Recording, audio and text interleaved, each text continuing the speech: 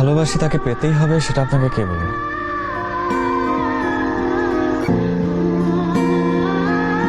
না পাওয়ার মধ্যে ভালোবাসা থাকে, যদি সেই ভালোবাসা নিঃস্বার্থ হয়। আমি আপনাকে ভালোবাসতে পেরেছি, এটাই আমার জন্য অনেক বেশি। এভাবে ভালোবাসা যায়? কাউকে না পেলে তো ভালোবাসা কমে যায় না। আর গ্রেট লাভ স্টোরিজ গুলোতে কেউ কাউকে পায় না।